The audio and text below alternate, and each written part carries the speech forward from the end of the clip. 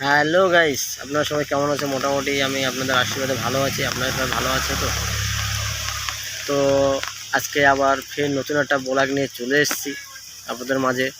তো দেখতে পাচ্ছ আমি বৃষ্টিতে দাঁড়িয়ে আছি, ছাতা মাথায় দিয়ে দাঁড়িয়ে আছি। এত আর বৃষ্টি হচ্ছে, সকাল থেকে মনে করলাম যে এই কদিন ধরে ব্লগ করবো, একটা ব্লগ করি। তা ব্লগ করতে পারছি না, বৃষ্টি হচ্ছে বলে বৃষ্টির মাঝে ব্লগ করতে পারছি না। তাই একটু হালকা একটু কমেছে, ওই জন্য একটা ব্লগ করে নিয়ে চলে আসলাম। যাই হোক, তো আপনারা সবাই যেখানে থাকবেন সুস্থ থাকবেন, ভালো থাকবেন। তো দেখতে পাচ্ছ রাস্তাতে গাড়ি যাচ্ছে, মানুষজন যাচ্ছে, সবাই ভাবছে যে আমি পাগলের মতো একা একা কী বকছি এটাই ভাবছে সবাই। কিন্তু সবাই এটাই ভাবছে যে পাগলের মতো আমি কী বকছি। দেখতে পাচ্ছ রাস্তার পাশেই আছি, সবাই রাস্তাতে যাচ্ছে, সবাই ভাবছে যে পাগলের মতো কী বকছি কি। তো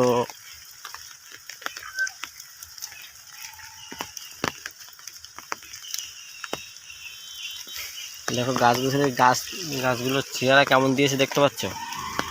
গাছের চেহারাগুলো দেখো, কত সুন্দর চেহারা দিয়েছে। দেখো শুধু গাছের, এত সুন্দর গাছ দেখলে কত ভালো লাগে বলো তো।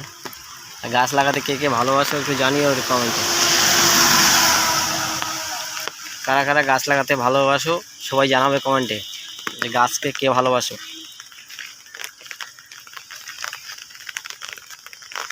তো দেখতে পাচ্ছ রাস্তায় কিন্তু লোকজন খুবই কম দেখা যাচ্ছে, কেননা তোমার এখন বৃষ্টি হচ্ছে, তো বৃষ্টির জন্য রাস্তায় লোক কম দেখা যাচ্ছে এখন।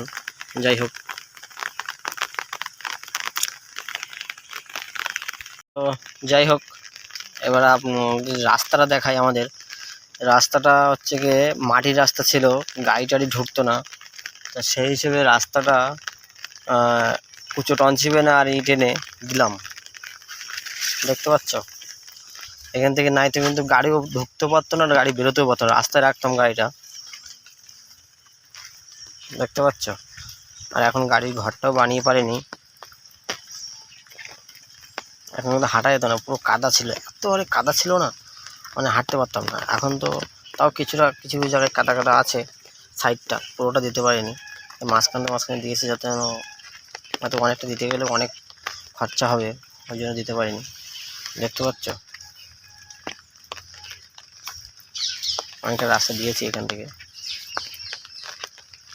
গাড়ি দেখতে পাচ্ছ, গাড়ি তাঁবুতে ঢেকে রেখেছি, গাড়িটা তাঁবুতে ঢেকে রেখেছি।